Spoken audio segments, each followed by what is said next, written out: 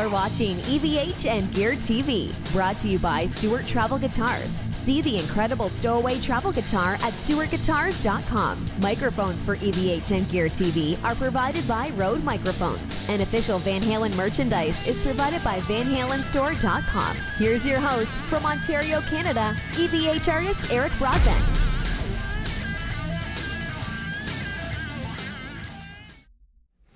Hey everyone, it is the weekend. Happy Friday to you all, and to all my Canadian counterparts, an early happy Thanksgiving wish to you all. We are EVH and Gear TV and live on this beautiful Friday evening, and joined by a guest we've been working on for a very long time, just because of schedules, Steve Brown. Steve, how are you? I'm doing great, Eric, man. It's an honor to be here. Finally, the sun, moon, and stars aligned, and we were able to make this happen, but couldn't be happier to be with you on this Friday night. What a way to kick it off. And Steve, I know you haven't had the opportunity to catch too many of my shows because you're always gigging, but here I try to keep it real and I try to keep it realistic. And all I want to do, I mean, before you were a famous musician, you were a gigging guy warming up for people and stuff like that. And all I like to try to do with this talk show is warm up the weekend for people, get people pumped up and have a great weekend. So if we can just warm you up and have a good start to your weekend, that's all I aim for. I think we can do it. That's perfect, man. We're going to have a great time. Got a lot of stories for you. Whatever you guys want to hear, whatever you want to know, I'll tell you. That is fantastic. And we've got this strange cat, this FU Tone guy. He's stalking us. He's stalking me all the time. He's in the chat right now. So why don't we jump over there? We'll say hi to a bunch of those guys. And we're going to watch him Adam closely. Reaver, man. He's one of my best friends in the world. He is. But we're going to have to watch him close because I may kick him out if he gets out of line tonight. Okay. And speaking of close, we have Sean Close here. He says, "Well, this is going to be killer." And this is nice. He was saying this before the show started. Says, "Hey, Eric, saw Trixter at Counts Vamped in Las Vegas twice. Just love this band, and Steve is a great player." And he says, "By the way, I live in Vegas. See all the killer 80s bands." So that's cool. Yeah, and we were just Counts Vamped is one of our favorite clubs, and we just played there 2 weeks ago with the Eric Martin band. Eric Martin and the Dirty Trixters. PJ and I played with Eric Martin from Mr. Big, and Counts is incredible. That's one of our favorite places. Corey and Danny over there take real good care of us. That's great. So, yeah, cool, man. We love Las Vegas. Thanks for sharing that, Sean. And speaking of Eric Martin, man, that dude is a guy that does not age. Hey? He does not. Yeah, he's a miracle. He's over in Spain right now, and he's actually texting me, and I told him I'm doing this, so he sends his love. Awesome. But yeah, Eric is phenomenal. He's been a dear friend for almost over 25 years now, and over the last couple of years we started doing gigs together with PJ and I from Trixter, and we started doing this thing, kind of Eric Martin and the Trixters, where we do the Mr. Big stuff, some of Eric's solo stuff, and then we do the Trixter songs, the Trixter hits that I sing, and it's been going over phenomenal. People love it. That's cool. It mixes kind of the best of everything, and that's great. Nice little stew. Yeah, exactly. That's awesome. And Sean says, "Tonight, Kingdom Come." And it's really funny. Steve and I were just talking about this. We're having some fun. That's why we're a couple minutes late. Okay. It's so fun talking about stuff before we launched the show. And we were talking, believe of all things, we're talking about beer and talking about Canadian beer versus U.S. beer. And I was saying to Steve, I said, back in 1989, it was 89, Monsters of Rock tour, Van Halen, Scorpions, Kingdom Come, Dokken, Metallica. I forgot to say Metallica, but Kingdom Come. And I was saying how the differences are between Canadian and American beer. And I remember having about a case of American Budweiser in a tailgate party, and I was able to still walk into Pontiac Silverdome. And you were saying it was kind of the opposite effect, where you're up here in Canada having Labatt's Blue for the first time. The first time, yeah, Labatt's Blue. I'll never forget that. And our sound guy goes, "Steve, you better watch how many you drink of those because they're really high. They're really high powered." And they were. But it's always such a great time. Love Canada, and I hope to be up there sooner than later. It's been a long time since I played a gig up there. There's some good venues now. They're further and fewer between anymore. Like, years ago, I think, I don't know this for a fact, but I think Canada started to roll out the smoking bylaw long before the U.S. I'm not positive on that, but I think so. And it became a real drag for the gigging musician because, as you know, smoking and drinking go hand in hand. People have a cigarette, they have a beer. They have a cigarette, they have a beer or a drink, whatever. And when they're forced to go outside now, and especially in the winter months in Canada, you send someone out to go to a smoking section outside, and you potentially lose them, and they're gone home. And that just caused this ripple effect where the bars started to dry up, the people started not to come out, and then on top of that, everyone's afraid of drinking and driving and things like that. So the people just don't come out anymore, and it just caused these bars to drop and drop and drop. But we still have some good venues. You know, like you said, Toronto was Rock and Roll Heaven. You said you played? Yeah, back in 1990, that was our first tour, opening up for Stryper. Yeah. Rock and Roll Heaven, man, and it was really, really incredible because what was cool is Rob Halford and Scott Travis from Judas Priest came to the show, and that was the first time I ever met, Rob Halford, of course, the metal god, and so great memories from that, and Yonge Street up there, and it's really, magical times, my friend. I've never been over your way, like, Times Square and places. I know you're in Jersey, right? Yeah. So I've never been downtown. I shouldn't say that. I went to New York once, into Buffalo, a couple times. I played with the Van Halen tribute band when I was in 5150. I did the New York State Fair. And then I think it was in Syracuse, where I don't know the geography that much.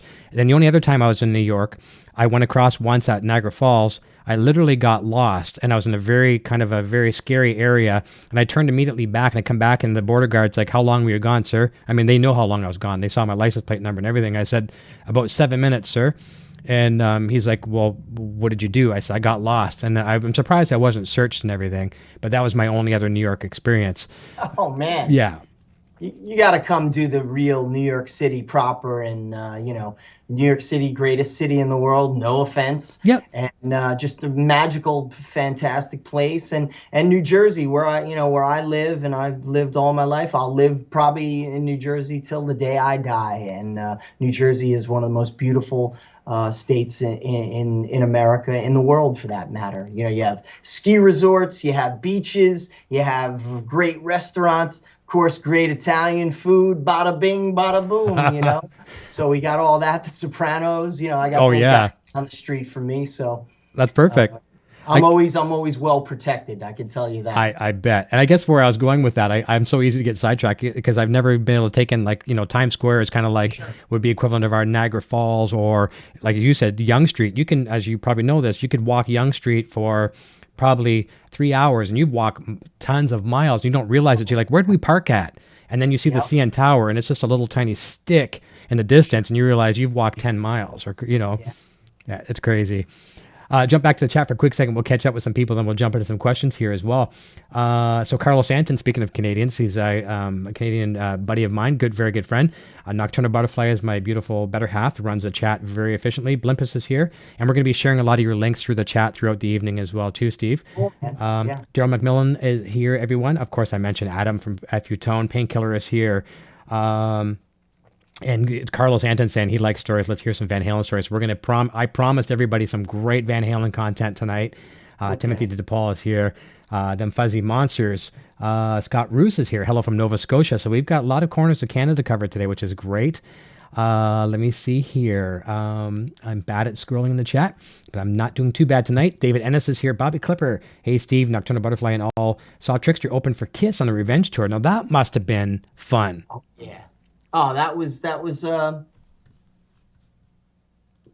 dream come true. Yeah, and that was it was the 1992, the Revenge Tour, and it was right when our second record came out, which is a record that is very near and dear to my heart, the Here record. The story about that was we had the success with the first Trixter record, massive 3 #1 videos, went gold. It's almost platinum now. And we had the good fortune of we had good managers who were smart enough to know that we could renegotiate our contract. So we renegotiated our contract with MCA Records and got a really big record deal. We got $1 million to make the second record, and it was just awesome. We were living the whole rock star life. It was just like we had all that. We were in our own little bubble, which is good and bad. Because we got paid, and it was very nice. We were able to make a record at we made the Here record at all the greatest recording studios in New York, Pennsylvania. We recorded the basic tracks at Cajun Victory Studios, which is this great studio where Queensryche did their records, Cinderella, beautiful place. Then I did all my guitar tracks at the best studios in New York City, Right Track Recording, East Hill, these big, were places where Clapton and, Right Track, of course, is legendary, where everybody who was anybody ever recorded there, right on 48th Street. So it was magical. We were able to do that. And then from there, when the record was done, we got news that we were going to open for Kiss. And for me, as a kid, where here I can show everybody, this is the CD, but the beautiful. first Kiss record I ever got was Rock and Roll Over. Mm-hmm. So to get that nod and that opening act gig, opening for Kiss, was like, oh my, I couldn't even believe that, and there's a lot of other great things that happened, even before that. But, those were the things that, kind of were like, when I was a little kid, it's that saying, did you ever think when you were a little kid that you would be opening up for Kiss, or that you'd be hanging out with Eddie Van Halen? You never in a million years, that all these great things that have happened to me, and I say this with the deepest sincerity and from the bottom of my heart, I am one of the luckiest guys in the world. When it comes to the music business and all the horror stories, man, all I can say is I'm blessed 1,000,000 times over, because every dream I ever had came true 100 times over, at least. I won't say 1,000,000 to exaggerate, but I don't want to sound like Gene Simmons. Yeah, there you go. You maybe you spent too much time with him. Yeah, exactly. And here's my original Kiss Alive record from when I was a little kid. And this was the record when I opened this up, kids, and saw that was when I knew this is what I wanted to do. I see this, the amps, the fire, the smoke. I was like, this is what I want to do. And, a bunch of years later to finally, meet Gene Simmons and meet Paul Stanley and go on tour with them and become friends with them. And still to this day, every time I see them, we're friends. We toured together, and I toured with them again in 2014 when I was with Def Leppard. And, Gene and Paul are just great guys. Eric and Tommy and Ace and Peter are also friends. So it's that's great. Like, yeah, I mean, who the fuck am I to be able to get all this cool stuff to happen? But well, it's funny on the show here a lot. I swear to God, this is true gospel. Eddie Van Halen is obviously talked about 98% of the time, and there's other guitar players that pop up once in a while. Steve Vai, Joe Satriani, Sure. and they have their respectable place. And in my opinion, obviously, both those guys I've just mentioned are much more accomplished guitar players as far as vocabulary than Ace Frehley. However, let's pull Joe Satriani and Steve Vai out of the equation for a second. Ace Frehley, with a smaller vocabulary of chops, has been a guitar hero to all of us. And that record, the same one that you just showed there, now, if I'm not mistaken, the original pressings came with some trading cards and stuff too. And, yeah. And remember the stats? Those are long gone. No, I think this came with the tattoos. This was the tattoos, Kiss Alive 2.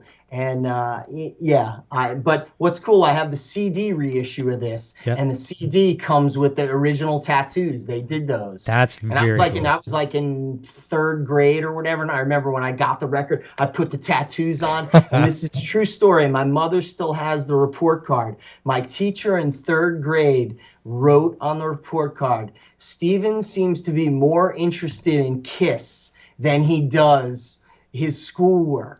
And if that doesn't tell the story right there of the way my, the trajectory of my life would go, I mean, that pretty much says it all. And then from there, you have this. Here's my original Van Halen 1 vinyl from, and this was the record that completely, when I was 9, 10 years old, when I started taking guitar lessons at 8, but by whenever this was, 78, this came out, my guitar teacher at the time played me Eruption.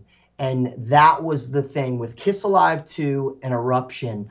I was like, this is done. At 8 years old, 9 years old, I knew exactly what I was going to do with the rest of my life.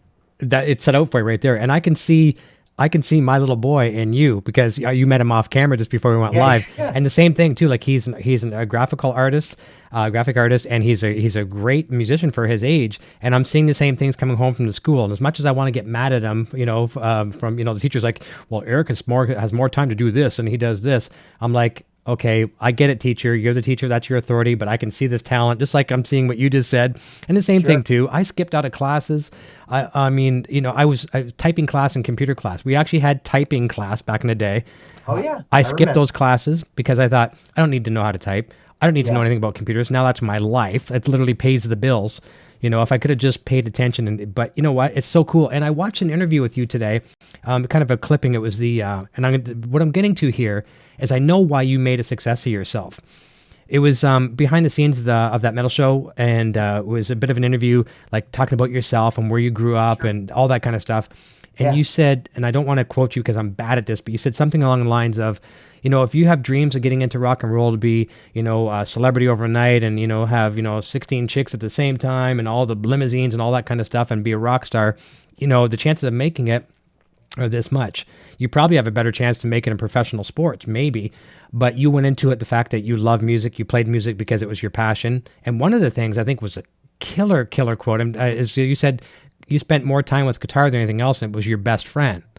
So that alone is why I think you made it. You didn't have of course, we all have the dreams of being on a guitar magazine or opening for Kiss.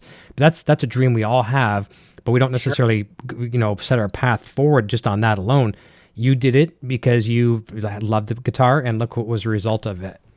Yeah, and then, you know, and the love of the guitar, but also I was such a fan. I loved my bands, you know, that was, and I'm sure you and everybody, you know, everybody watching and listening, you know, knows that, you know, back in the day, and that's, you know, the sad part about in this era, when we were growing up in the late 70s, 80s, and the rock, you know, what an incredible time. But we were so invested in our bands. You know, it was like, man, I knew everything about every Kiss member who produced the record. I even, you know, the funny story is I remember talking, I did an interview, I think last week, and I said, I remember who the trucking company was for Kiss back in 78, JB Fields. Wow. And I would remember all this stuff. And, you know, that was stuff that later on came back, and I did learn that was a huge blessing for me, because I was able to know who the guy at the record companies were, who the management company was, and who the secretary was.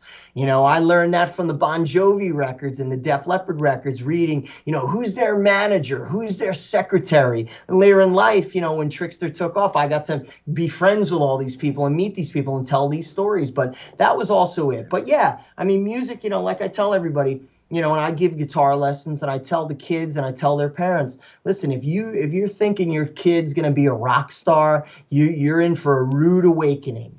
It is the hardest thing in the world to accomplish. It's you know, like my song, 1 in a million. And I think the odds, I don't know if any, you know, mathematician, whatever it is, has ever done the statistic of how many musicians ever, first off, ever get a record deal, a major record deal, and then once you get that, go on to actual success. I know. And able to have a 30-year career like I'm closing in on now as a national act. But I've been doing this for the better part of almost 37 years now as a professional. You know, I started Trixter when I was 12 years old. Wow. You know, that I did not know. 12 years old. There's not going to be too many more Kisses. There's not going to be too many Van Halens or Led Zeppelins or, you know, that kind of thing.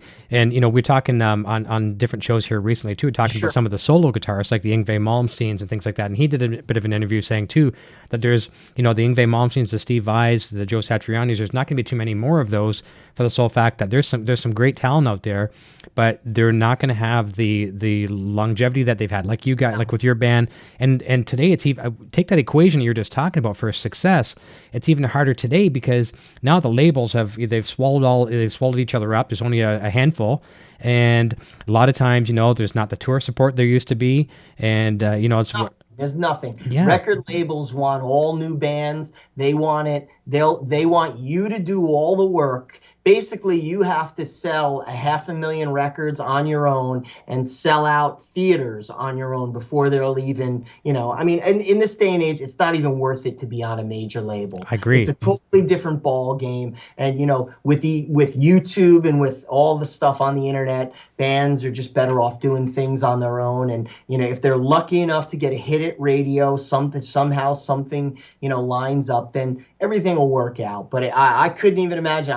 People ask me nowadays, for advice for their kids, for younger bands. And I tell them honestly, I do not know what to tell you. I couldn't even tell you how to go about, getting a record deal or getting a tour or, but what I always say, and getting back to the first thing, what you started with about making it big, you play music because you love it. You play guitar because you love it. And if you do that, and that is in your heart and soul, you're always going to be successful. Whether you play Madison Square Garden or play, Wembley Stadium like I did, it doesn't matter. If you love the guitar, love writing songs and doing what you're doing, that's success. It's not about, making it big, but all I can say is, it's a totally different world regarding the music business. And for me, again, getting back to what I said before about being the luckiest guy in the world, I grew up in a time where it was possible for somebody to be able to do that and be able. There was kind of a map. And I looked at that from Def Leppard with Kiss and Van Halen, Cheap Trick, my main my influences when I was growing up. But Def Leppard was the band that really was the band that when I saw that Rick Allen was 16 years old when they got signed, Joe Elliott, I think, was 18. Wow. I was like, and I was probably, I got the first Def Leppard record, I was 10 years old, 1980. And I said, I can do this. If these guys can do it, sure. I can. And they were, Def Leppard was the first band that really was, because I knew how young they were. And it wasn't like, oh, you had to be in your 20s to do this. There wasn't a law. Maybe I thought at one point, oh, you have to be 21 before you can become a rock star. This tall. Yeah. So I learned that. And then again, and then the second band that came along that, totally solidified for me that I could do this was Bon Jovi, being that they were from New Jersey, down the Garden State Parkway from me. And, John Bon Jovi was, and Richie Sambora was like, this is even more attainable now. Of course. And so there you go. That's totally awesome. And Def Leppard too. I always ask this question with Van Halen guests. I always say, what record did you discover Van Halen on? And it's really cool hearing some of the guests come on saying they discovered him here or here and here. And I'll tell you where I discovered Def Leppard. And I'm a big fan too. Trust me, I'm a huge fan of their entire catalog. I discovered them on High and Dry, and I love that record to death. To me, this might sound a little funny because I don't usually talk about Def Leppard on the show too much, other than, Phil at one time being an EVH guy, probably still is someone. I know he's using Fractal stuff like that, but yeah, probably in conjunction of EVH. But I put the Def Leppard High and Dry album, and this might sound silly and flame away if you want to, people, but I say a time capsule. So I want to represent Def Leppard. I say High and Dry. I want to represent Van Halen in the time capsule. I say Fair Warning. And I know you love that one too. But that's how I compare it to it. And I think, and Phil, we're going to talk about Phil a little bit later on too, because I made kind of a bit of a play on words. We're talking about how you were filling in PHILL, filling in for Phil. But we'll talk about that later on tonight. But it's so very cool to hear that. And another one for me back in that era too would be, there was Van Halen, there was Def Leppard, AC/DC, and I think Dio were just the things that really, really gravitated to me. But take that out of the whole context of discussion. I think it's very cool that the fact that you set your sights on it, the homeboys did it local to you, and you were able to continue with it. And it's fantastic. It's all because you focused, had dreams, but at the same time had the dreams were kind of the down the road focus. Whereas let's get this stuff done, let's jam, let's write some good music, that was the immediate focus. Oh, totally. And that's what it was, the love of it. And I just loved, playing. And the other cool thing is I started writing songs very early. Good. Which was when like I said, I started Trixter in 1983. I was 12 years old. And I had already been playing for, the better part of 5 years. And I had cool riffs. And, I remember the first cool thing that I wrote for Trixter was a song called Mistress, which was just like it was kind of like it was very much influenced by Making Love by Kiss. Nice. Bad, you're Mrs. by the day or Mrs. by the night, looking for him. Just, mindless, simple, kind of like Wasted from Def Leppard. Yep. But But that was the thing, and I just was, I guess the addiction, the rock and roll addiction, got me very early. I got that shot of adrenaline from rock and roll, and the whole thing I just loved. I had all the magazines back in the day, Circus magazine, Cream magazine. I still have them to this day. Yeah.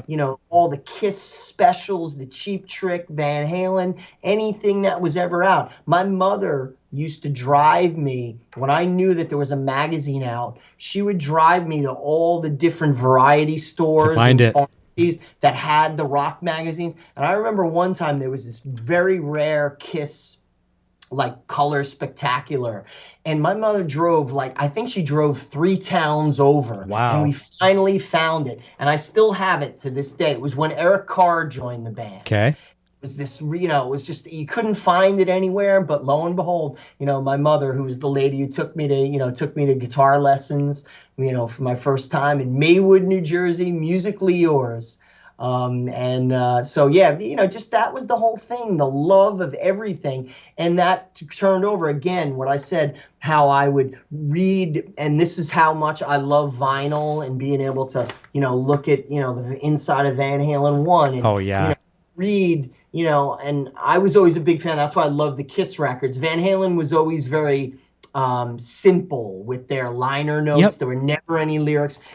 The Kiss albums, especially the later ones when they got huge, it was a process. Yeah. You would read, there was everything, and the management company, the merchandising company, and so I learned all that stuff, and records and vinyl were my sort of my textbooks. Yeah. For a while. It's funny. I like how you mentioned that fact too. The Van Halen records, the liner notes were very simple and very plain.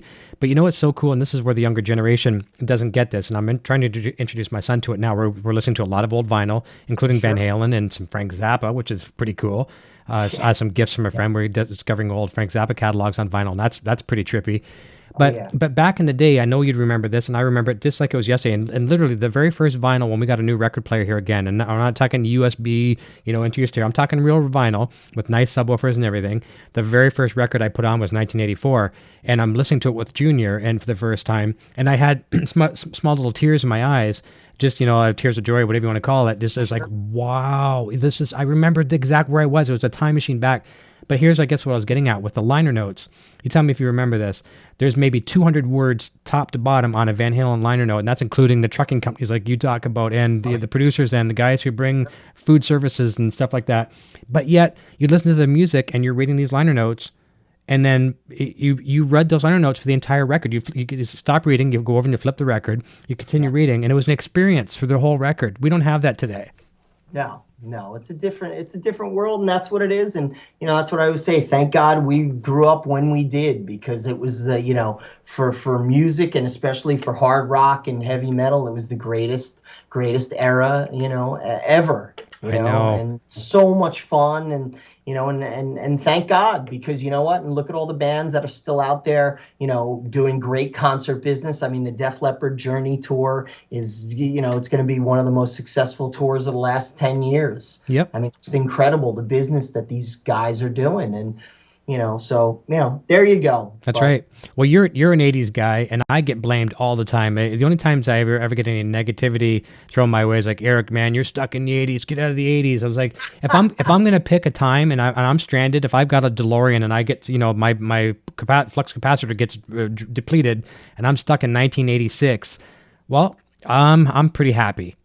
Oh yeah. Oh, definitely. Yeah, can't complain there. I say that every once in a while, man. If I could go back to any year, it would be like 87, 88. Yeah. 88. Oh man, it was just great. But, for sure. But here we are, and it's a new day and age. But you know what? If it was 1987, we wouldn't be able to be talking like this. That's and right. Doing this show. So God bless 2018, and That's right. 2019 ahead of us, so. I'd be writing you a letter. I'd be sticking it in the mailbox. It would get to you in about a week and a half. You'd say, no, I don't like that, Eric. And you'd send it back to me. And here we go, back and forth.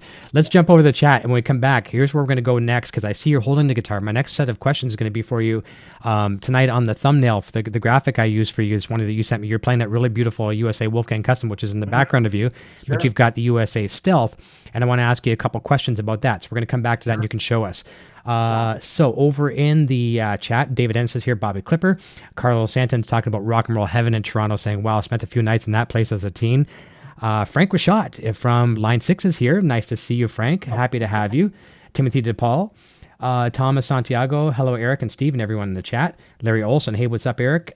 Scott Roos. Hey, Frank. And I can't recognize this one name because it's written in a foreign language. I'm sorry. I can't even pronounce English names sometimes. So he says hello. So hello. I can't say your name. I'm sorry. Hello, Cleveland. Yeah, hello, Cleveland. Rock on Chicago.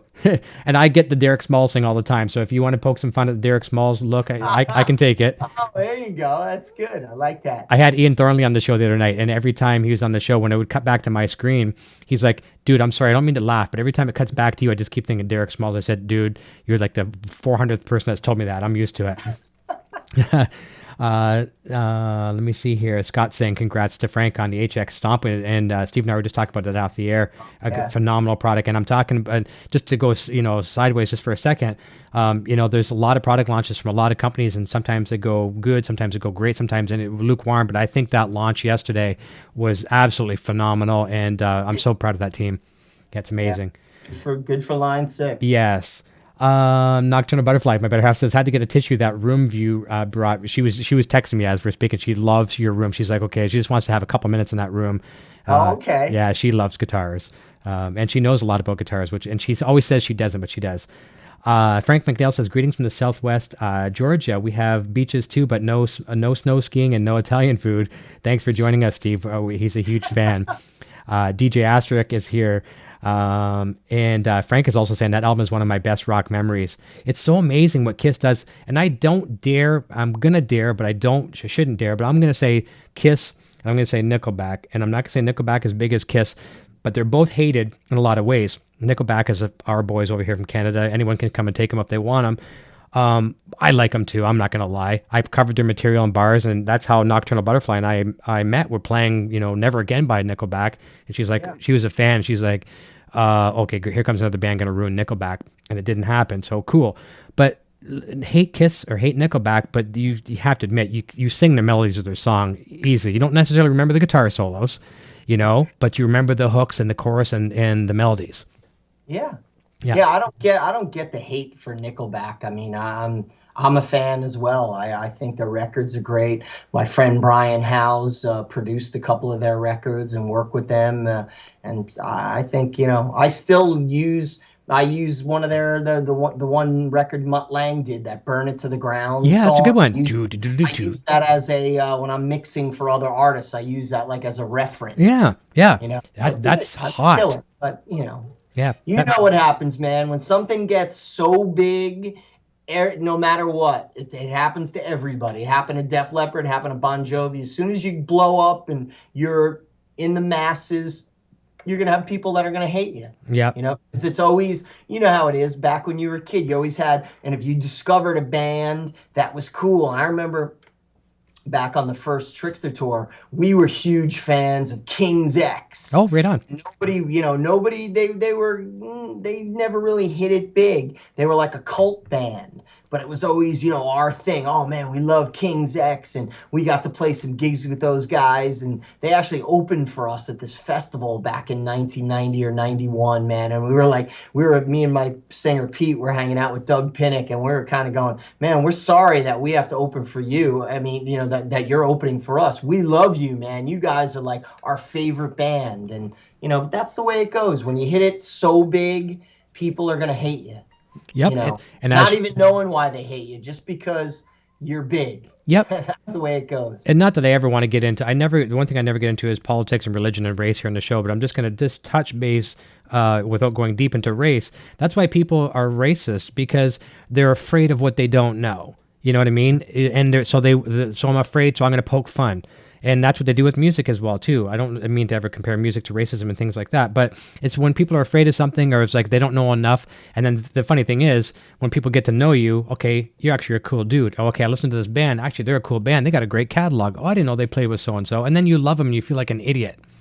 Totally. Yeah. I agree with you. Yeah, for sure. A couple more say hi's to some people. I'm going to jump back to some Wolfgangs. So Scott is echoing your statement earlier on the tattoos. So tattoos from the record.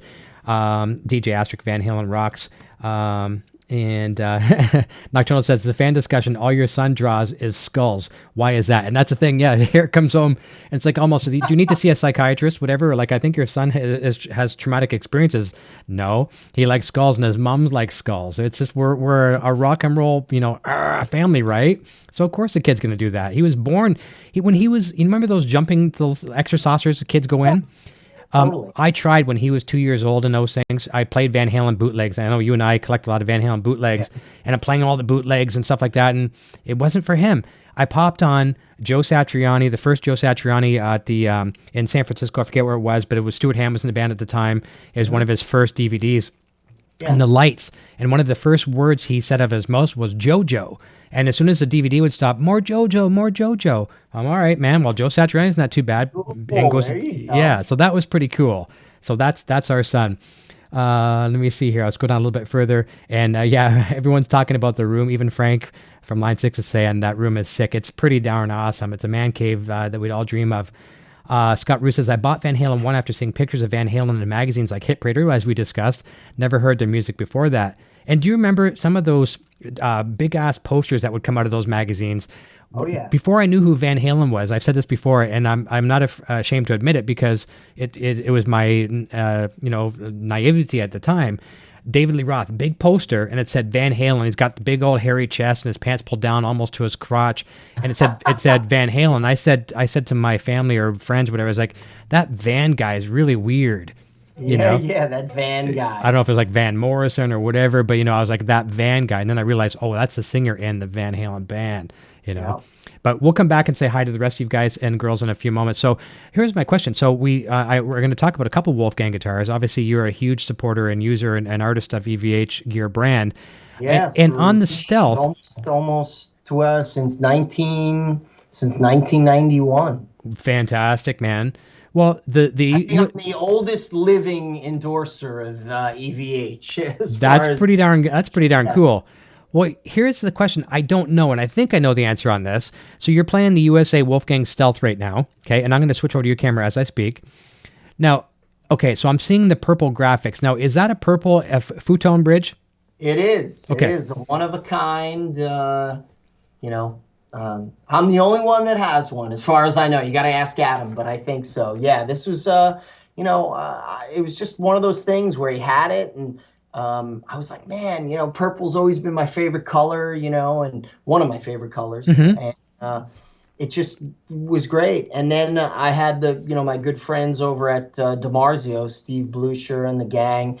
They made me some special pickups, and these are the Super 3 and a Super Distortion. This is the Def Leppard. Phil hooked me up with those guys, and this is the kind of the Def Leppard. This is what Phil and Vivian have in their guitars. The Super 3 and the Super Distortion, and it's just incredible, and it's just a cool visual. It is. It worked out good when I was playing with Jolyn Turner. We'd be playing Deep Purple songs. Oh, and yeah. Fans after the show, oh, cool. I love the way you have that, the purple guitar. Is that for Deep Purple? I'm like, no, that's not for them. It's for me. It's for me.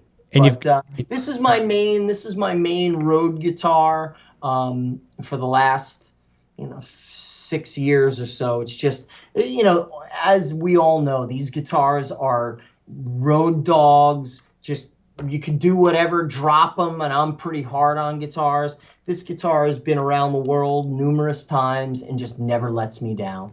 And you've got the matching purple stainless steel lock nuts as well. Oh, yeah. Yeah. Oh, yeah. See all that, all the little bells and whistles inside. Big block in the back. We got all that stuff. Yeah. And, it's just great. I love it. And we've got a couple other cool ones. And this is, let's go over to this one. This one has a great story to it. I know what he's going to tell us here. This is great. Yeah, this is a good one.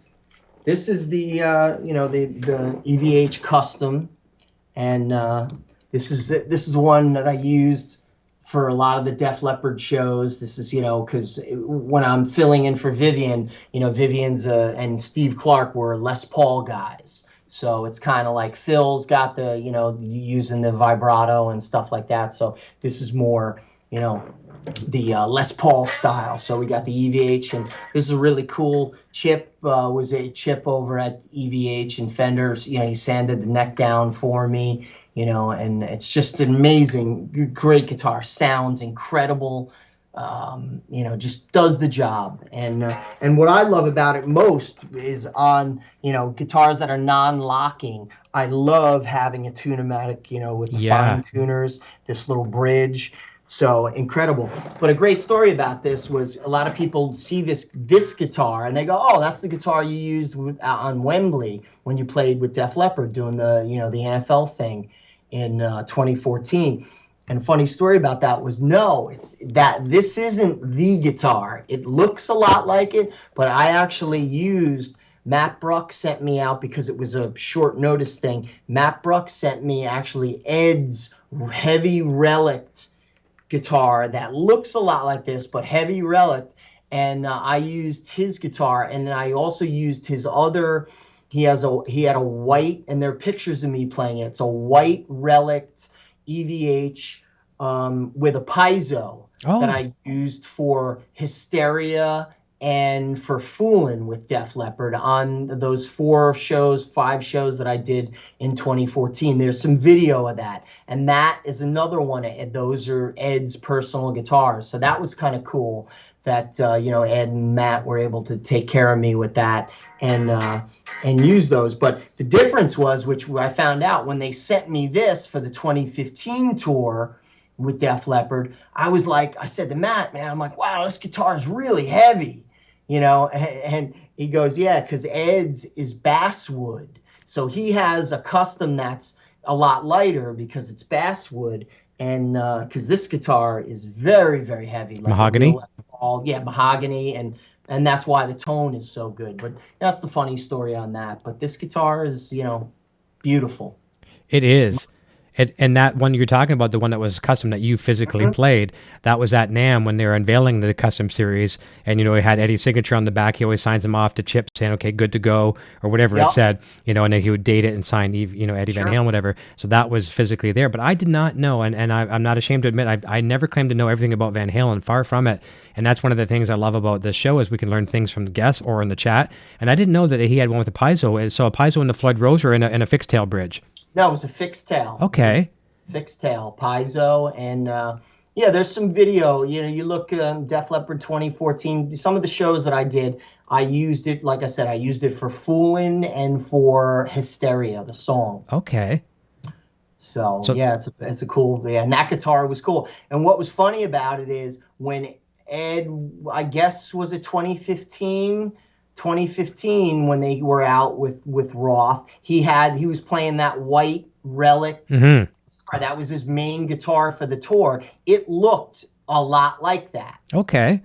Yeah, it was really, because Chip did an amazing job doing the relicking on it. And so this one's really clean. So maybe I'll just drop this right now for everybody and relic it right here. But We'll all cry. We'll all cry.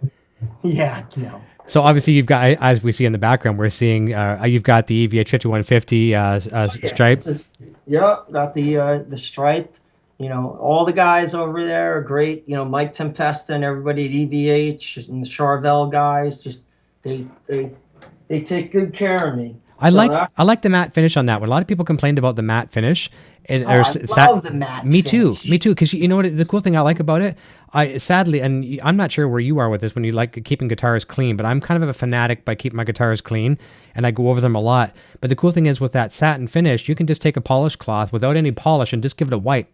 And that's all you need. Yeah. And you know what's great about the matte finish? They photograph better because you don't get any glare off the guitar. So I'm a big fan of that. But here, let me show you some of the other cool for sure. Little trinkets I have. The fans are in for a treat tonight for sure, man. This is like guitar heaven for us. Yeah, this is so. This one here. This is my original.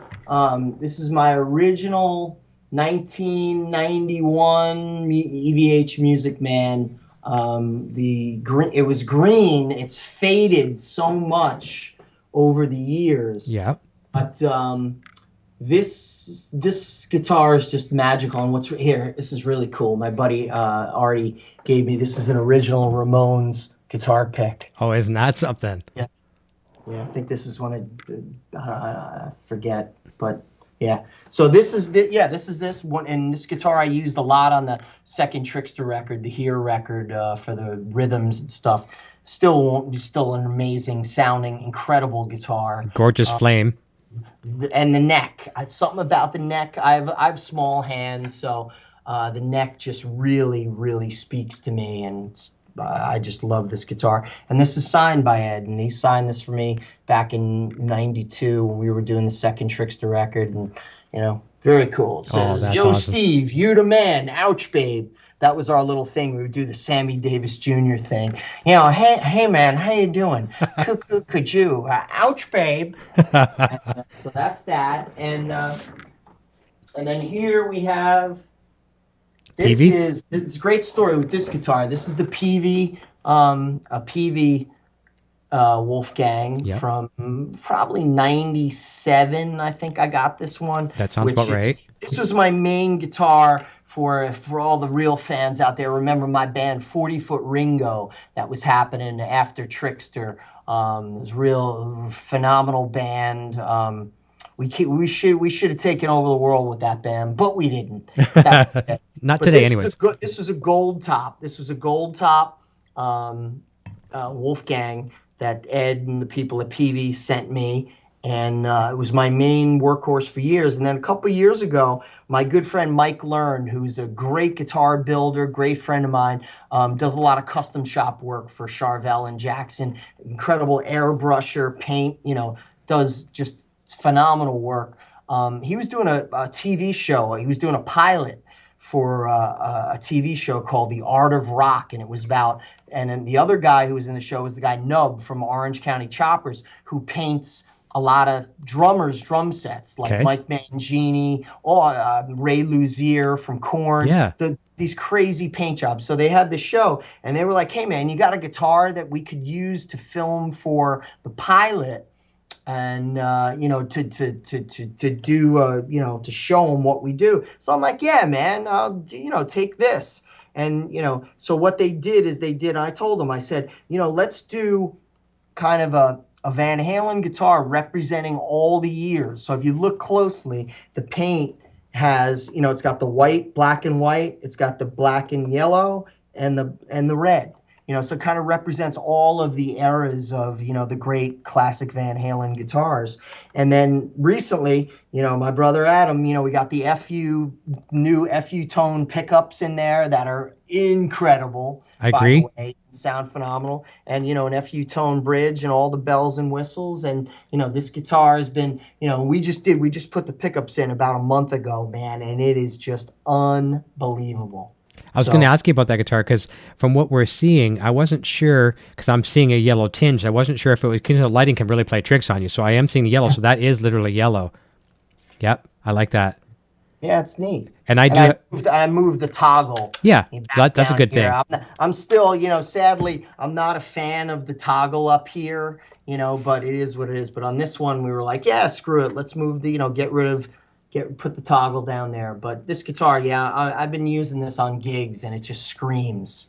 I love it. And I am a fan of the Adams pickups as well, too. And I had a set, came in a while back, and I was trying to think, okay, what guitar am I going to put him in? I really, really wanted to do two things with his pickups. I wanted to put them in my PRS, because I also want to try his PRS big block that he has now, because that's the only guitar I haven't upgraded, so he's got that. So, but the only reason why I didn't put him in the PRS, I'm not much of an electronics guy. I mean, I can solder enough to do the job, but I've got a 5-way rotary in my PRS, and with the 2-wire conductor on those futon pickups, I was like, okay, where do I go?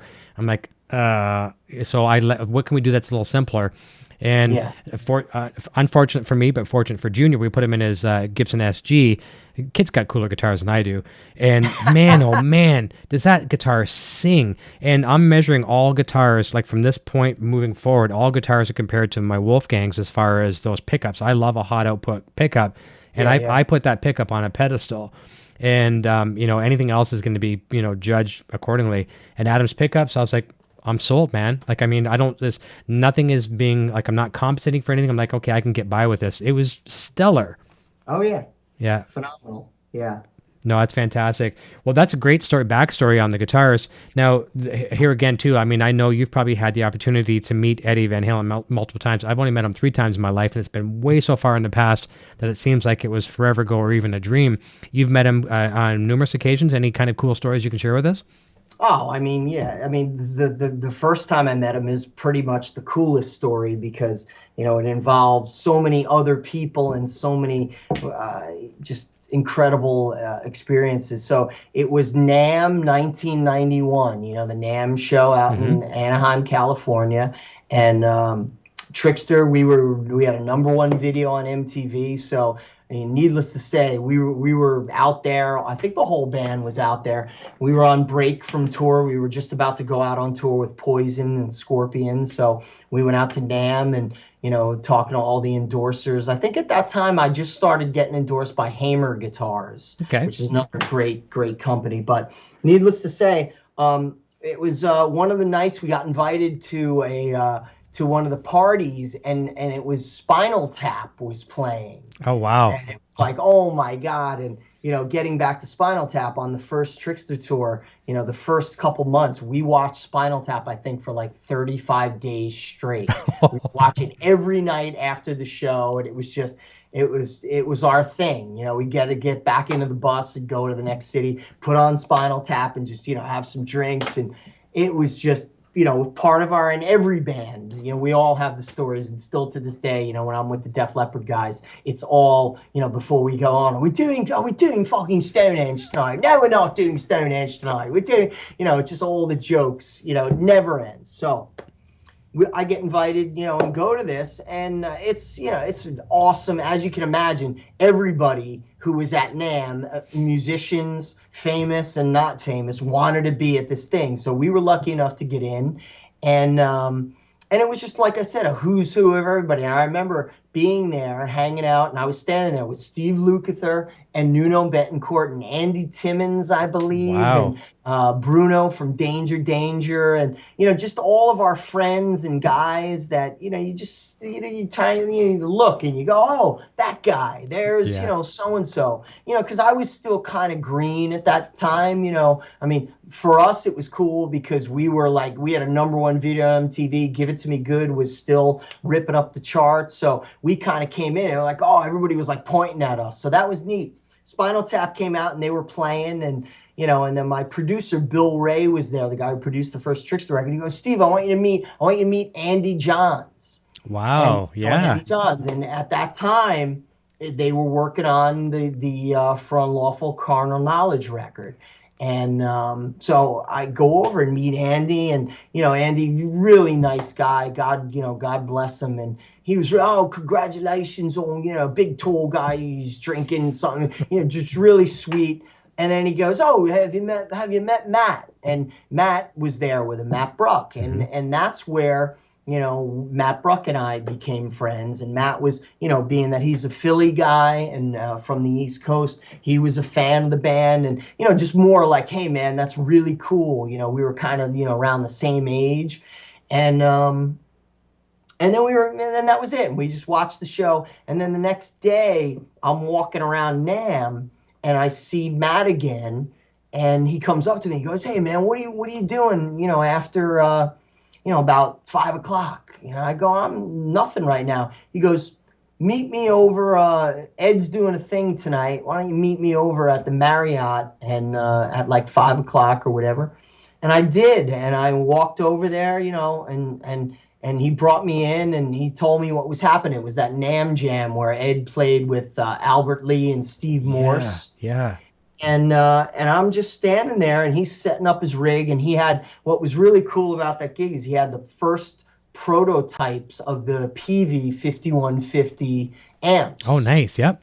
And he had he had that, and he had his blue Soldano. Okay. Which is an amp that he used for a while Yep. during that time period. And here it was, man. I was going to get to meet him, and sure enough, he comes walking in. And anybody that knows Ed, he's the sweetest, most humble, nicest guy. And he walks over, shaking hands with everybody and introducing, "Hi, I'm Ed." He has glasses on, these nerdy kind of glasses. No offense, Ed, but yeah. He had these glasses on, and he just comes over, and then I'm standing with Matt, and Matt introduces me to him. And he goes, "Hey, I'm Ed, blah, blah, blah." And Matt told him who I was. And he and Eddie stopped for a second. He goes, "Trixter." He goes, "Where have I heard that?" He goes, "I just heard you guys on the radio." He goes, "Who are you on tour with?" And I go, "Oh, we're going on tour with the Scorpions. We're playing Irvine Meadows Amphitheater in, 2 months." And he goes, "That's it." He's like, "I heard the commercial with you guys, playing." And I was like, holy shit, this is, not only is it cool to get to meet your idol, and, and the great thing, I think you've heard the stories about, and we all have that anticipation. When you meet somebody, sometimes it's better not to meet your idol, because you'll genuinely be let down. Yep. But this was one of those examples. And for me, luckily, people that I met, I don't have any bad experiences that I can really remember.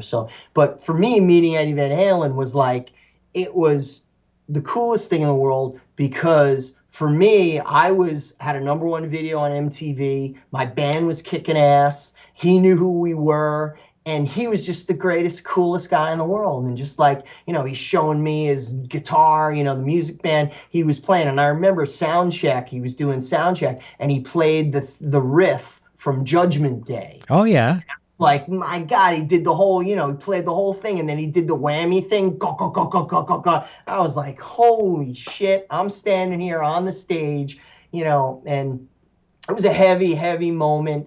And, I spent the whole night with those guys. And, that was really cool, because Jeff Watson from Night Ranger was there, Dweezil Zappa, and we all went to this green room in the back, and we're hanging, having some beers and stuff. And it was just, magical. And then from there, it just, the relationship just grew. I sent, when our record finally went gold, I sent Ed and Matt gold albums, thanking them. And of course, I wrote a really nice note to Ed and basically said that without you and your music, I would never be here. So nice. Thank you. And, and so I gave him, a gold record. And I remember later on that year on the Fuck tour, when they played the Meadowlands. That's cool. We can say that, right? Yeah, we can say it once or twice.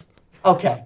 Say it one more time. Just get out of the way now. Say it right now. One more time. Yeah, no, I'm kidding. I'm kidding with you. Tour, when they played the Meadowlands, I went and hung with him, and and he said, the coolest thing was, and people that know Edward and how he is, he's very soulful, and his heart is very, very big. So he said, "Hey, man, I just wanted to thank you for the gold record," but he goes, "What meant more to me was the note that you wrote." That.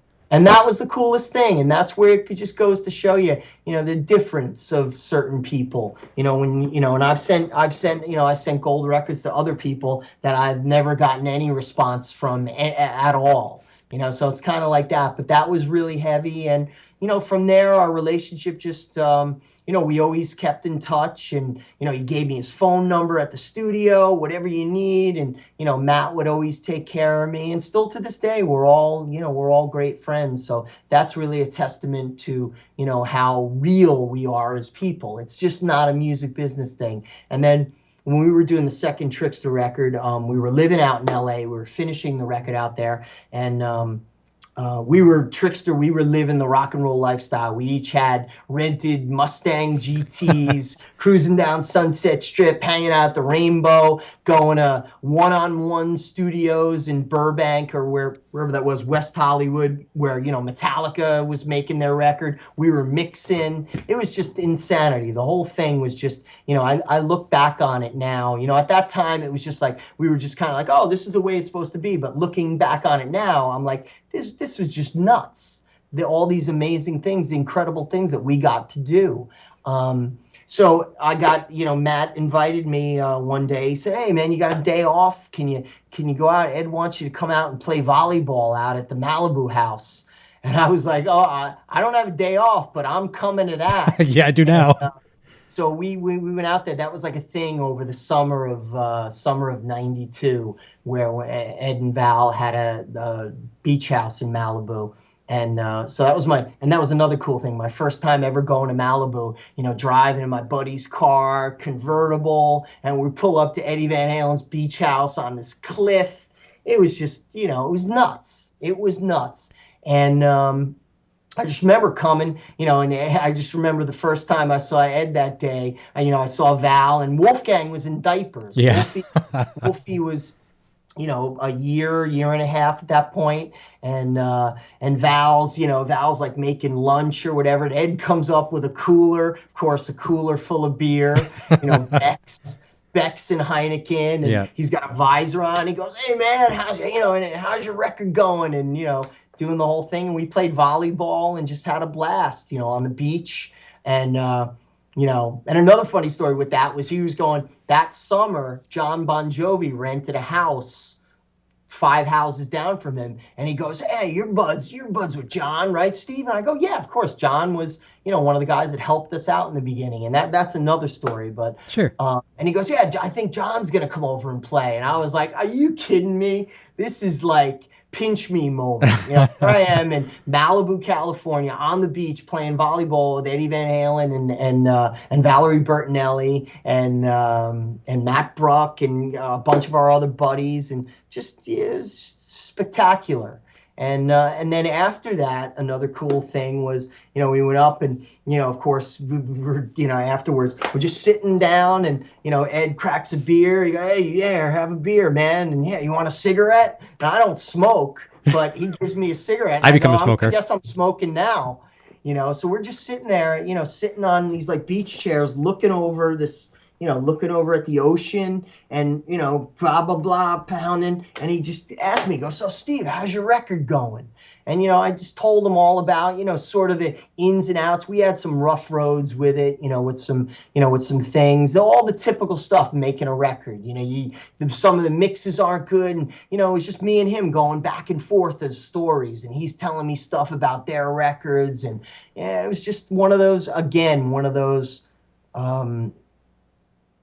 stellar moments in my life, that I'll never, ever forget, and so thankful, to be able to do that. And so I think the cool thing with that whole story, the fact that, number one, first of all, let's go back a little further, giving him the gold record, where a lot of people today would, throw that on eBay or an auction site, try to sell it for whatever they can get for it with some very good money.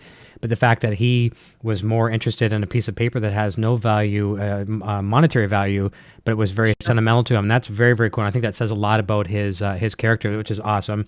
Number two, if Eddie Van Halen offers me a cigarette and I don't smoke, and I know he's had problems, with tongue cancer and things like that as well too. And I lost my mother to cancer from smoking. But you know what? If Eddie Van Halen gives me a cigarette, I'm an instant smoker. I may not smoke for a long time. He don't do that. He doesn't do that anymore. I know. He got the vaping thing. One of those things, Yeah. I mean, back in the day, I would definitely. There were times where you're having some drinks or whatever. The cigarette was nearby. It was a lot more accepted back then. Yeah, of course. Yeah, and it's nowadays it's almost like, ooh, can we please get away from the smoke? Restaurants you can't even smoke anymore. It's crazy, but that's a very cool story though, for sure.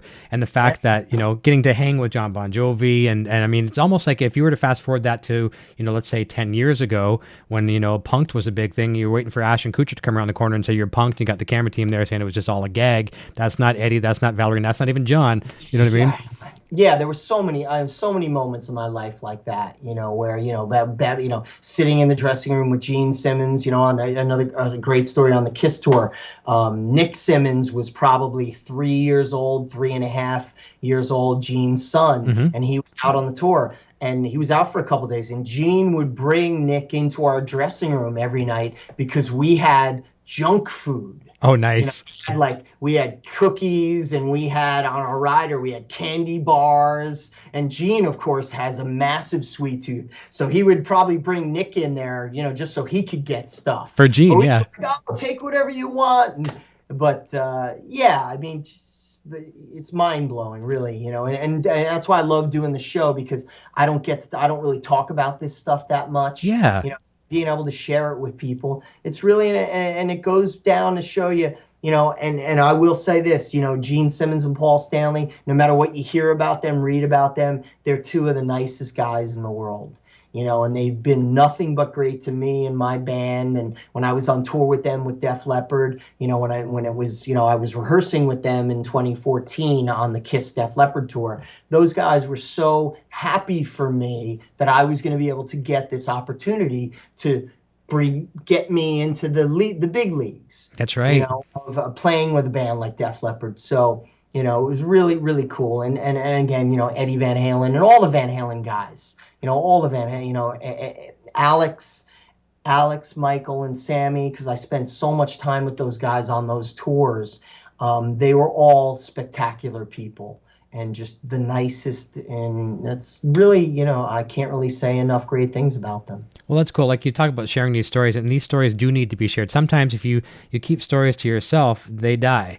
And they will die. You have to share these stories. And I mean, people of my viewers here, we're a family here, and we love to hear this stuff. I mean, we can watch people play guitar till the cows come home and enjoy that. And I got to tell people too, I did ask Steve to play tonight, and Steve elected to say, let's just talk tonight. And you can play, and the world knows you can play. But I think that's very also a testament to your character as well too, that you'd rather talk about the passion and the love of guitar and Van Halen, all these things that we all endure. Sure.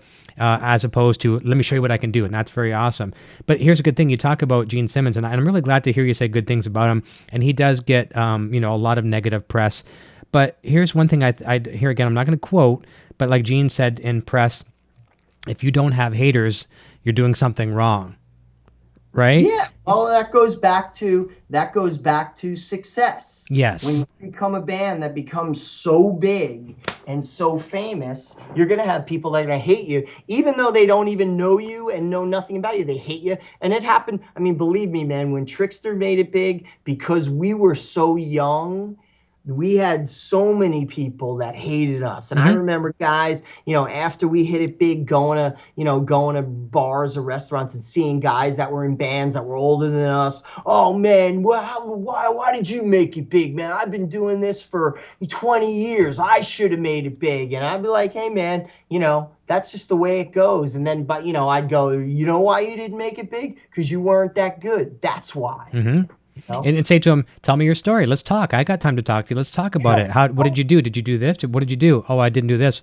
Well, that's what you think. And I get it here too on a smaller level, just a small channel, but people like, I'll say, well, would you just tell me why? What do you have against me? Well, it's your mustache. Like they can't give me something tangible, right? It's your mustache. That's good. Go ahead, man. Go away. It's fine. But that's the thing. That's what happens, and it is what it is.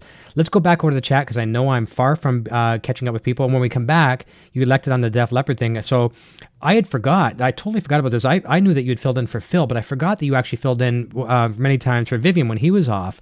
Yeah. So I wanted, and my question was going to be, how were you received by Vivian? Because, Vivian's a great player. And Dio, we talked about Dio earlier.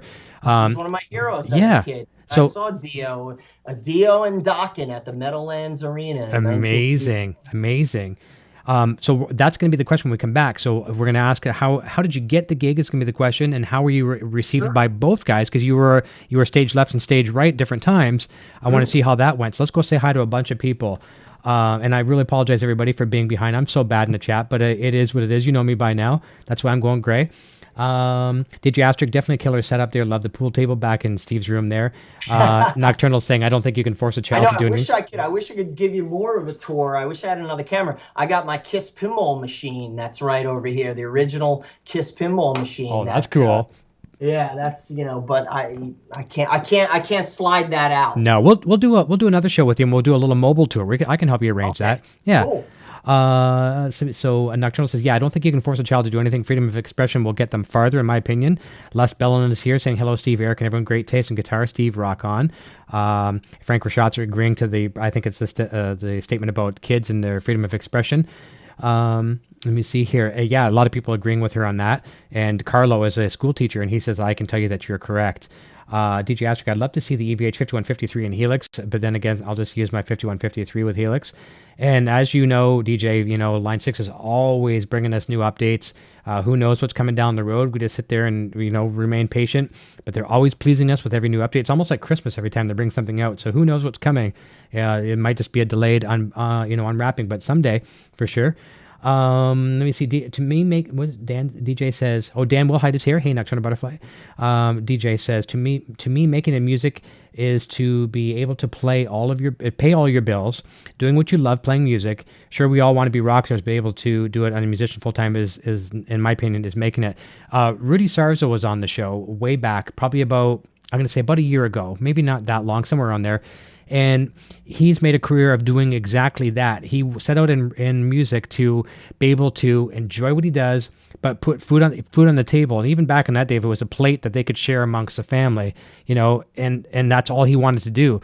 And he went from that to a luxurious career, and still not one of these guys where you see him driving like the Maseratis and all that kind of stuff. I don't even know what he drives, but I know he's not one of those guys that puts it in your face. No, he's not. Rudy's great. I did last year. I did Rock and Roll Fantasy Camp with him, the Deep Purple one, and Rudy's been an old friend. I've known Rudy a long time. One of the most nicest, sweetest, humble guys in the world. Again, another one of my I grew up with, a huge Randy Rhoads fan, and, of course, Quiet Riot and Ozzy. Yeah. Love Rudy, and still to this day, it's great to see, somebody who's still so positive and plays with a bunch of different people and just still bringing his game and still looks great. He's got the whole package. Yeah. And that's the key to it. I think, the key when you're in this business, you want to, playing is one thing. You still always have to maintain your looks, your voice. I'm a big singer, so I sing in all my projects, and I had rehearsal yesterday for my other band, Tokyo Motor Fist. Yeah. For if people that don't know about it, it's my band with Ted Poley from Danger Danger, Greg Smith from Ted Nugent, Chuck Berge from Billy Joel. We're doing our first couple shows coming up in the next couple weeks. So, but this is all, like Rudy, guy, he's just still so together. Yeah. And just an incredible person. So yeah, I'm playing with my Canadian brothers up here in Guess Who right now. That's right. Yeah. And Tokyo, we have your link to your Twitter there as well too in the description down tonight too. So we tried to put all the links to your various properties. Tell everybody check that out. And we're doing our first. We're doing a UK show at the Rockingham Festival on October 20th, and we're doing our first USA show here in sunny New Jersey, in Teaneck, New Jersey, at Debonair Music Hall on November 3rd. So kick ass. Yeah. You mentioned Quiet Riot, and this was something that was one of the pinnacles of my career. I was able to open for Quiet Riot before Kevin passed away, not far before he passed away. Jeez. And it was surreal. It was really surreal, And you've had this experience 1,000 times over, but it was just very, very cool from being that guy listening to Mental Health and just listening to that over and over and over and over again. And then you're on stage, opening, and actually they used our drum kit, which was very freaking cool. We're playing Small Club Ontario, and backline provided, and they used our drum kit with our band's logo on it, that was pretty neat. You see the videos of Quiet Riot playing Frankie Manali on our drum kit. That was pretty cool. DJ Astric says Phil is a monster on guitar for sure, and that's something I did. We'll go sideways just for a quick second. I had a note about the Joe Satriani G3 tour with Phil on there, and it really bothered me when I saw some of the comments, just negative, Nancy's in the chat, and like in the comments, not in our chat, but on the comments, saying, why would Joe bring Phil Collen on the tour? And, you're judging what you hear in Def Leppard, which is great, don't get me wrong, but I like to kind of give a side comparison to Mark Tremonti from Creed to Alter Bridge and things like that. When I listen to Creed material, I'm like, the guitar is pretty cool. And then when Alter Bridge come out and, Tremonti stuff come out, I'm like, not Tremonti, Alter Bridge first, because you don't know necessarily Mark Tremonti's forefront and then with the name. It's like, who's this guitar player? This guy's phenomenal. It's the same guy that was in Creed, right? And same thing with Phil. Phil is a monster player, as DJ says, and I think is very underrated. You've had the opportunity of being friends with him and working side stage with him, right beside him, on stage with him. What's he like? He's a monster, isn't he? He's an incredible musician, phenomenal guitar player. And, again, the Def Leppard guys and Phil's one of my best friends. He's like a brother to me. been friends for 30 years. I met those guys on the Hysteria tour in 1987 and have been friends ever since, uh, getting back to Phil as a guitar player, he's incredible. And there's so much you haven't even seen what he can do, and his chops. And, the shredding thing is one thing, but his tasteful guitar playing is another. And let's not forget, listen to the guitar solo in Photograph, listen to the guitar solo in Rock of Ages, listen to the guitar solo Foolin', all of those iconic. You don't get much better than that, where it's perfect in my opinion, and Phil and I have talked about it, and what's interesting about Rock of Ages and Photograph, Phil wasn't even in the band yet, so to speak. He came in, the record was done, and they brought him in to finish up, to do the solos, because they kicked Pete Willis out of the band.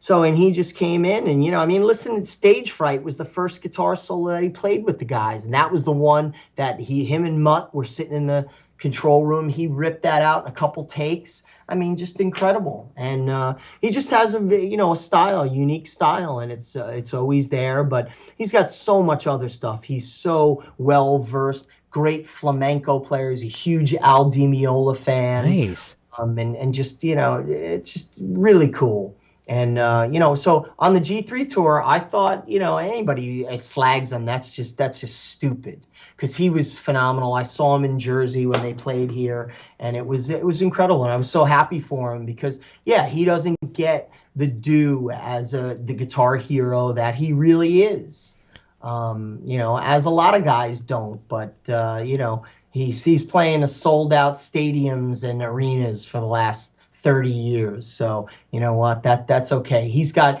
the MVP trophy in my book. Yeah, I guess he's so. One of the best in my book. So, and playing with Def Leppard has been, it's another one of those dream come trues. And that came about, Vivian got diagnosed with cancer in 2013, and Phil was the first guy who ran to Joe and Sav and said, I got the guy. And I don't know, I think a lot of people know by now, but I got the Def Leppard gig first and foremost, not because of my great hair and that I'm a snazzy dresser, but for my vocals.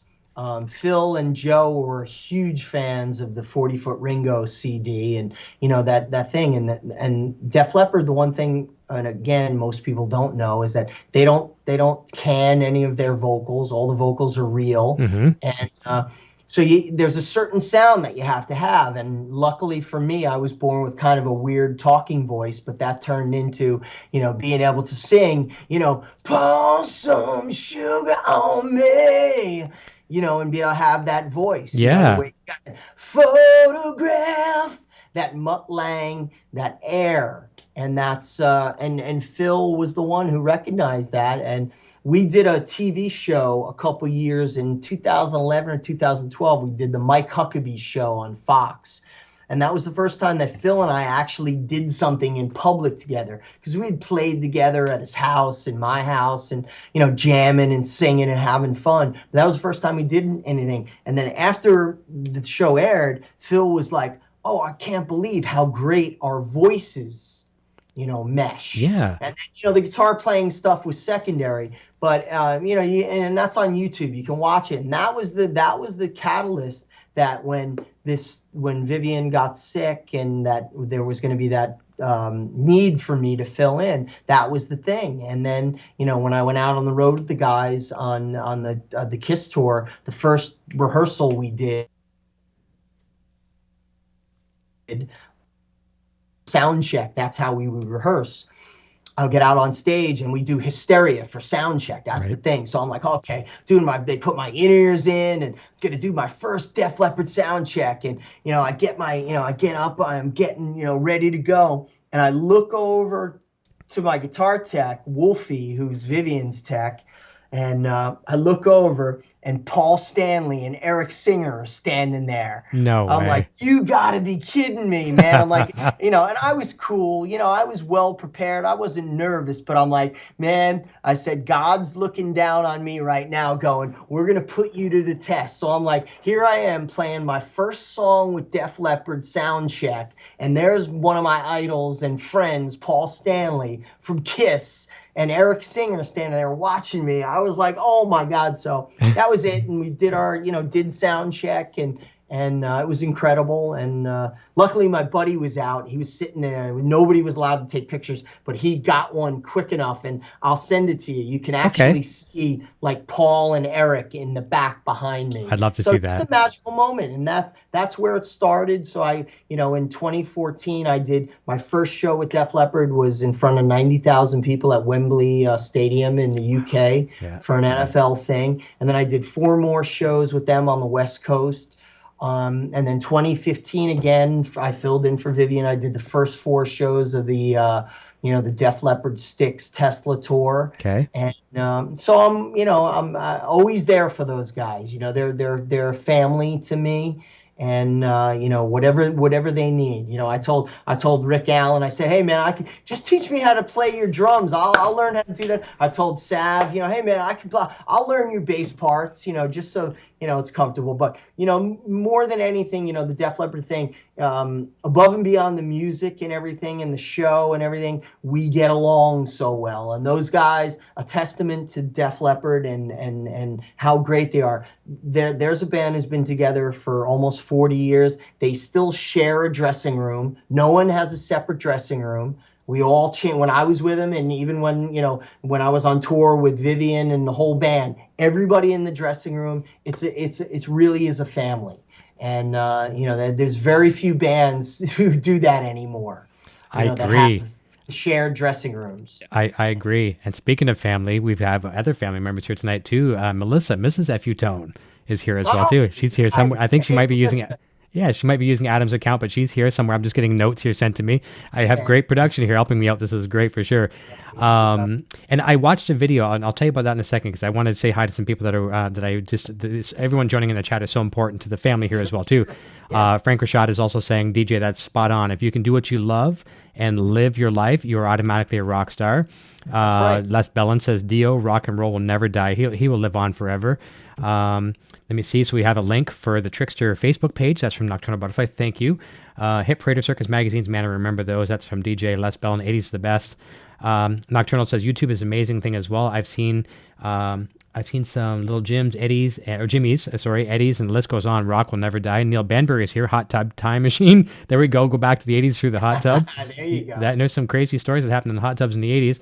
And DJ says, I love my EVH Stealth. It's a killer guitar. D-Elise is here. Howdy, guys. Phoenix Vandervaden. You got to check her out. I'll send you a link if you haven't heard of her. She's a new Kramer guitars artist from over in, I think it's Brazil. I want to say, and she's going to kill me for forgetting where she lives, but she's phenomenal. She's a friend of mine, a shredder, 80s girl at heart, amazing player. You'll check her out. I'll send you some links. She's great. Rick Hefner is here saying hi all.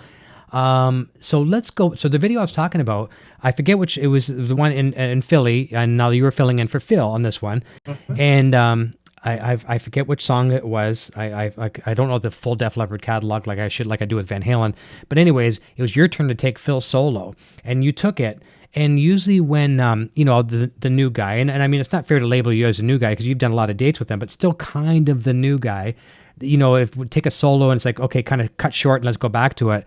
Both Joe and Vivian, they let you go and go and go. And it was very melodic. You didn't just shred, you did a couple little tapping things and stuff like that, but you played it very beautiful and they just let you go. And that said a lot about you.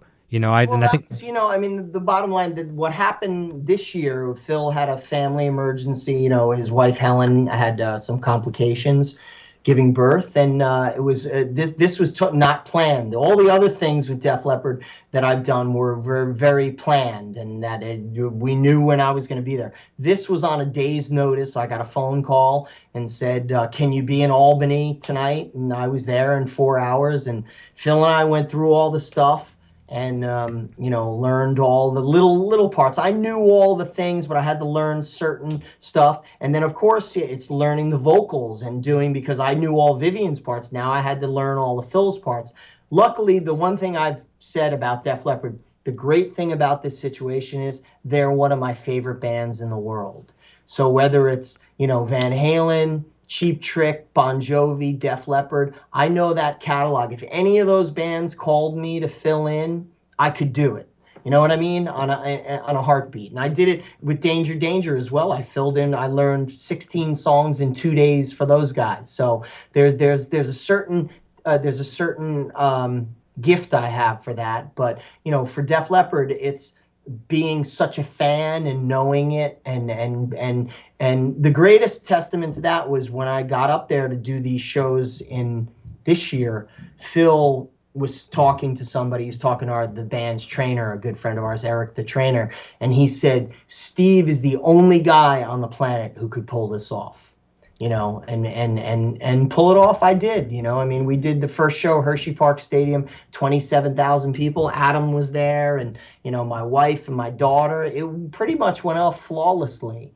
So that was it. And picture perfect story. That was it. And I wound up doing another 2 more shows, and and thankfully Phil was able to get back and do his job again. But I'm eternally grateful to Def Leppard and their management and the whole crew and everybody. Everybody treats me, as I said, like family, because we are family. Well, the cool thing about it, number one, your chops and your skill set obviously earned you that position, but you can have the most talented player in the world, and you have to be a chameleon. You're not the guy that's going to come in and be the centerpiece. You're not going to be the guy that's going to take over. You're not the Joe Elliott, right? Yeah. You're there to fill a position, and the vocals are the most important thing in the band, whether people want to admit it or not. They're singing to the people to sing those melodies. You're a chameleon, and you've done that with everything that you've filled in for before. So that is a talent in itself, that you can get in there and, as much as this sounds silly, and I don't want it to sound negative, but if the fans don't notice anything different, you've done a great job. Yeah, that was it. And the one thing is that I know I've been seeing Def Leppard. I've seen them multiple times on every tour since Hysteria.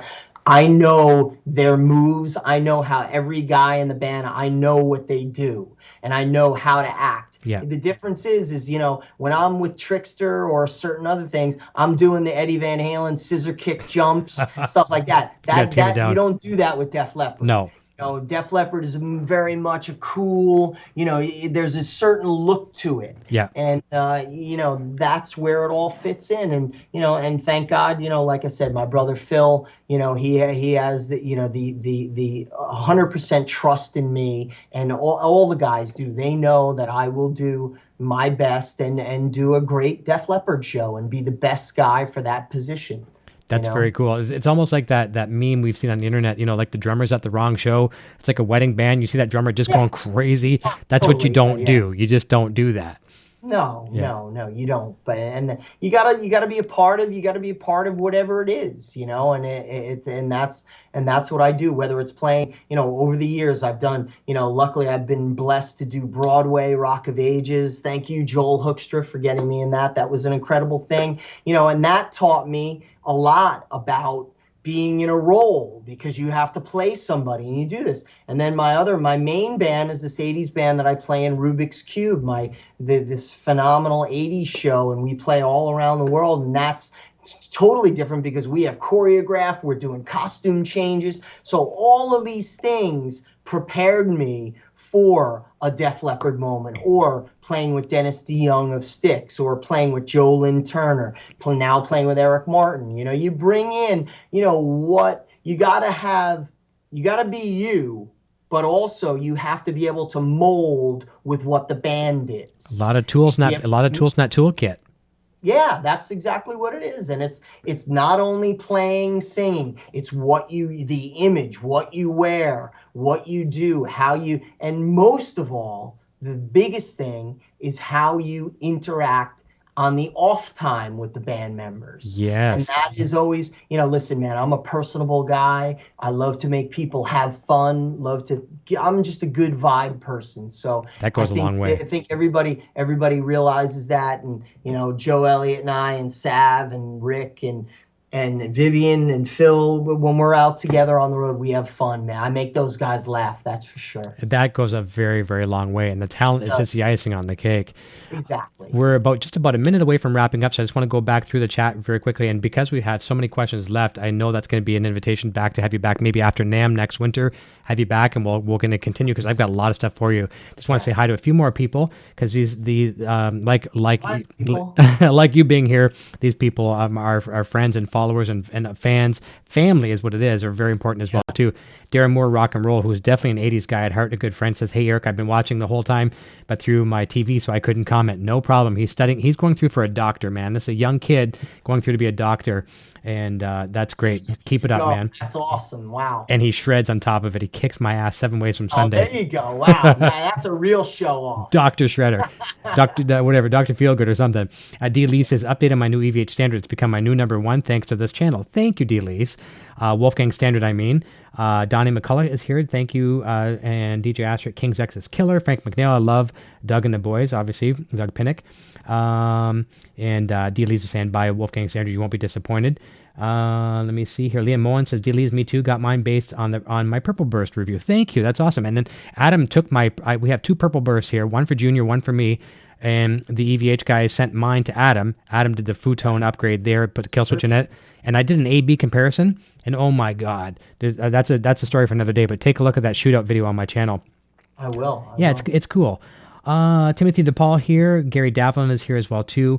Let me see here. Liam Moen, mine's the dark blue sparkle. Yeah, that's a nice one. Very, very cool. I think we're just about down to the bottom of the chat, and I apologize if I missed anyone tonight. It's been so much great conversation. If Futone, only 2 of those purple Futone trims made. I have the other one. Okay, there you go. Nice. Very, very cool. And I think that's right down to the bottom. No, it's not to the bottom of the chat. There it just jumped. Jason Wade's here. "I'm sorry I missed you." 47 Wolfgang. I'm just going to say hi to these people as we go through here. Timothy DePaul. Okay, here's a quick last question, and I have to say this be the last one. Timothy says, "Did any song stump you learning? Danger, Danger, Def Leppard, or Eric Martin? First Trixter was your main rig guitar amp effects. First Trixter album, still one of my favorites." So I guess, long story short, were any songs that really stumbled you throughout your travels? There's always things, and I had this conversation with a buddy of mine last week regarding that.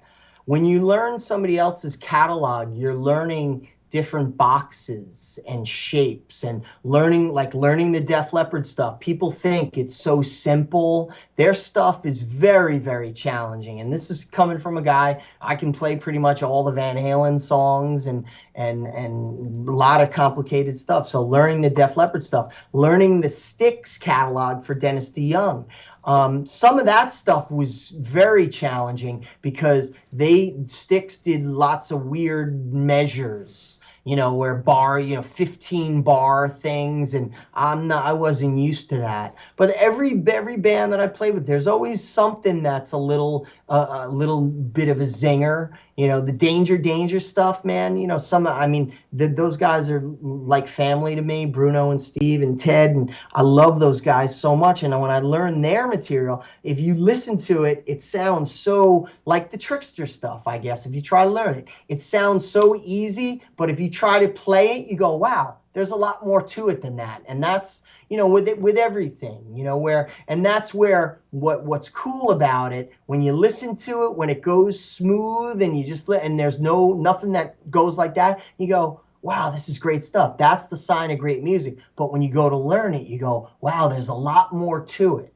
So for everything, but I really can't say anything threw me. There's always, I think any guitar player will tell you, whatever band you're playing, there's always going to be one song or one little riff or part that was always like, always the weird thing. For me, it was always, with Def Leppard, was Foolin' when I was playing Vivian, because that was when Joe would introduce me, and then I'd be solo and have to play that. Dun, dun, dun, dun, dun, dun, dun. And I'd be 20,000 people at a gig, and he'd introduce me, crowd go nuts, and I'd be like, holy shit, it's just me. Don't screw this Yeah. up. But, luckily, you get over that really quick. But I bet. other than that, there's always just little things, and even the simplest songs, and I'm sure if you asked Eddie Van Halen, Phil Collen, even the simplest, sometimes, I'm sure Phil and Vivian has screwed up the intro to Photograph, or Eddie screwed up the intro to Ain't Talking About Love. It's usually the simpler songs and the simpler parts, of course, that you screw up the most. Because you're thinking about the hard ones, you're concentrating. Exactly, yeah. But before we go away, I'm going to give you an opportunity here. Can you tell any of us guitar players out there, let's say we're going into the weekend, we're frustrated with our guitar playing, we just want to have extra little things that we can be proud of. Any tips you can share with us for a guitar player, just to pick up something, a little bit of mojo, and be inspired with our playing? Yeah, I mean, the biggest thing for me, most important aspect of my practicing, I'm just going to get geeky with the practicing. Sure.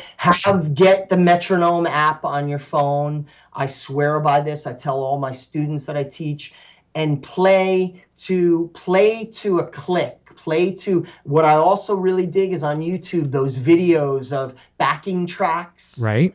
Play with timing and really be able, if you want to build up your speed, I've been really getting back into building up my speed picking, scales. And for the last 6 months, just, pounding away with the metronome and playing. I play along to this 100 BPM metal drums that I do all my scales with. And it's really taking my playing to another level, to where I never thought, where I'm playing, and playing with Eric Martin, I have to play the Mr. Big stuff, Paul Gilbert stuff, who I loved when Paul was on your show. I love Paul. He's such a nice guy. One of the greatest guitar players, and practicing that stuff, man. I had to build up my chops just to do that solo for Daddy Brother, and I don't play it just like him, but I'm doing it my own way. But that's really it. That's one of my big things. I really like playing along with the metronome, doing my scales, and being able to track my speed progress and seeing, wow, this really works. And then the other thing is playing along on YouTube with those backing tracks. Yeah. Where you go like, E minor backing track for guitar, and you're playing musical. So I can play, and I'm playing along with a bed, and be able to play really play solos. Just jam. And it's really helped my improv skills. That's right. To where, my goal is always to be like the way Lukather is, in the sense to where being a session guy, where you have 5 minutes, here's the track plays, you got to play us $1 million guitar solo without working anything out. There's not many guys who can do that. I know. Fly by the seat of your pants. Yeah. That's right. And what was my point I was going to try to make about that with the solos? I may have lost the train of thought, but that's okay. The fact that, you can improvise and play is a very important thing. Oh, I know what it was. It was Paul Gilbert, because you mentioned Paul Gilbert. Paul Gilbert says the secret to his success was messing up everybody's solos. He couldn't play the Eddie Van. It's hard to believe that Paul Gilbert couldn't play Eddie Van Halen, but he couldn't. He messed up everybody's solos, and that's what made his signature sound, because he couldn't play them. We can all learn from that. Totally, and the same thing as me. That's what I would do. I mean, back in the 70s, 80s, in the early 90s, we didn't have YouTube and the internet, to where, nowadays, any solo, any Van Halen lick you want to learn, there's 50 different, you can learn everything. And I still use all those. And thank you to all those guys. I know. Who's the one guy is so fucking Doug Steele, man. Yeah. I love that guy. I watch that guy learn anytime I need to learn something. I go, oh, well, how's he doing? Okay, there it is. Doug effing Steele. You didn't have that back then. So it was like, you had to do your own version. So we all learned, I think, Paul, the same thing that I'm going to say. You did your own version of it. But what the great thing with that was, it made us come up with our own styles, to where we're playing, whether I'm playing a Randy Rhoads lick wrong or a Van Halen lick wrong, it became my lick. Yeah, you owned it. That's right. And that's the most important thing. So and that's where your tone, man. That's it. And that's where your tone comes out. Your feeling, your sound, your technique comes out from that. That's awesome. So listen, Steve, we're going to wrap up, but thank you so very much from the bottom of my heart, from everybody in the chat. It's been unanimous. Everyone loved having you. Sincere pleasure. I mean, this was a great geek out session, and you have an open invitation to come back. Your family here as well too. So loved having you, man. Thank you guys. Eric, thank you so much. EVH, everybody, Helix, whatever you got going on. Rock and roll, everybody out there watching, thanks for having me. I love you guys. Cheers. Thank you so much. Don't go away. I'll say goodbye to you off the air. Just a kind invitation for some of you that are into the Helix product in Line 6. Come over and see us at 3 o'clock Eastern Time this Sunday. Have a great show in store for you. It's a 60-minute show, a little shorter than this one. We're going to have a hands-on demonstration of the HX Stomp. Jason Sudeikis is here. Also the fellow who wrote 10 of the presets that come shipped with the HX Stomp. A very good friend of mine. We'll talk about his new album. I'll do a little bit of Van Halen on there a little bit too. It's going to be mostly Jason playing, but I'm going to show the Van Halen fans what you can do with this thing and have some fun with that. And we will not have a Rocking Dead episode on Monday because we're taking in the Gorillas in Toronto. So we'll be away from that, but we should probably be back for Kramer Corner on Tuesday. Everyone, please take a look at all the links down below in the description for Steve's various projects he's doing all over the place. Busy, busy, busy, and that's a good thing. And we wish you, from both of us, a fantastic weekend. Be safe out there. Enjoy the weekend. For my Canadian friends here, happy early Thanksgiving. Thank you so much for everyone in the chat. You guys and girls are what make this show have a pulse, a heartbeat, and a success I could not do without you. We'll see you all very, very soon. And until the next time, cheers. Hey, you're still here? Eric Jr. here, reminding you to check out our full lineup of quality merch. Available right now in the Broadstash Boutique. Quality products and fast shipping. Visit broadstash.com today. I am now on Patreon. If you enjoy my content and wish to support my channel and what I do, then please check out my Patreon page at patreon.com/EVHGearTV. Your support assures the continued growth of this channel and a fun community in which to share our love for Van Halen, music gear, and much more. My name is Eric and I'm playing Wolfgang guitar. Video production services provided by Design39 Media. Visit design39media.com for all your website, photography, and video production needs. Microphones for EVH and Gear TV are provided by Rode Microphones, and official Van Halen merchandise is provided by VanHalenStore.com.